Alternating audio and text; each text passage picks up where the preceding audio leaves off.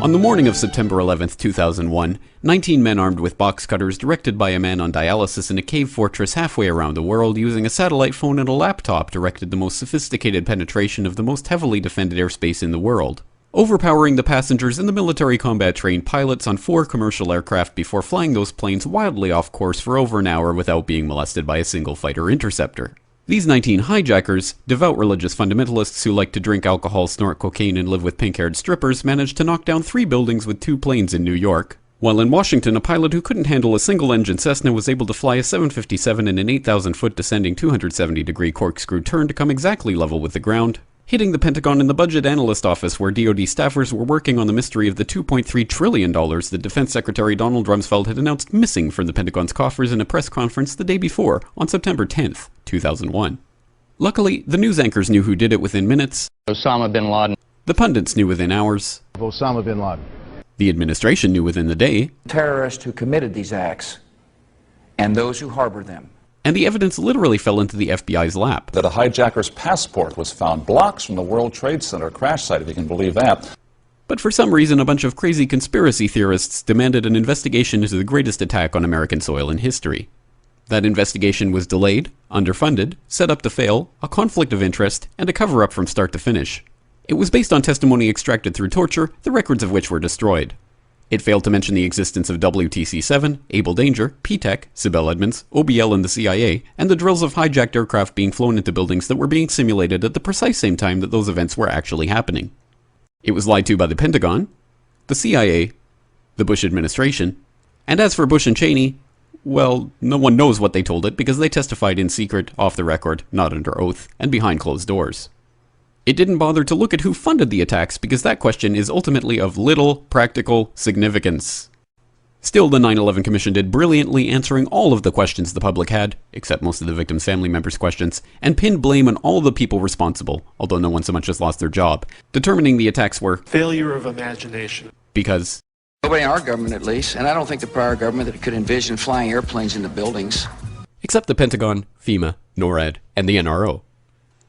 The DIA destroyed 2.5 terabytes of data on Able Danger, but that's okay because it probably wasn't important. The SEC destroyed their records on the investigation into the insider trading before the attacks, but that's okay because destroying the records of the largest investigation in SEC history is just part of routine record keeping. NIST has classified the data that they used for their model of WTC-7's collapse, but that's okay because knowing how they made their model of the collapse would jeopardize public safety. The FBI has argued that all material related to their investigation of 9/11 should be kept secret from the public, but that's okay because the FBI probably has nothing to hide. This man never existed, nor is anything he had to say worthy of your attention, and if you say otherwise, you are a paranoid conspiracy theorist and deserve to be shunned by all of humanity. Likewise him, and her. And her, and her, and him. Osama bin Laden lived in a cave fortress in the hills of Afghanistan, but somehow got away. Then he was hiding out in Tora Bora, but somehow got away. Then he lived in Abbottabad for years, taunting the most comprehensive intelligence dragnet employing the most sophisticated technology in the history of the world for a decade, releasing video after video with complete impunity and getting younger and younger as he did so, before finally being found in a daring SEAL team raid which wasn't recorded on video, in which he didn't resist or use his wife as a human shield, and in which these crack special forces operatives panicked and killed this unarmed man, supposedly the best source of intelligence about those dastardly terrorists on the entire planet. Then they dumped his body in the ocean before telling anyone about it. Then a couple dozen of that team's members died in a helicopter crash in Afghanistan.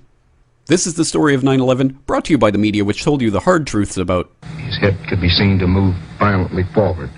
And they took the babies out of the incubators. And mobile production facilities. And the rescue of Jessica Lynch. If you have any questions about this story, you are a batshit paranoid tinfoil dog-abusing baby hater and will be reviled by everyone.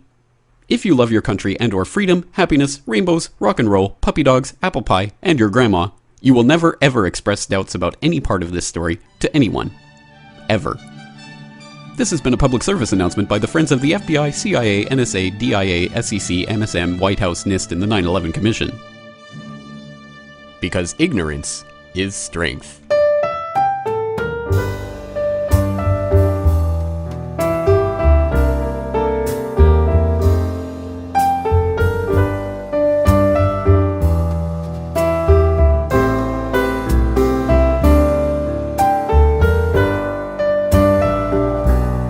I I was the CI director. We lied, we cheated, we stole.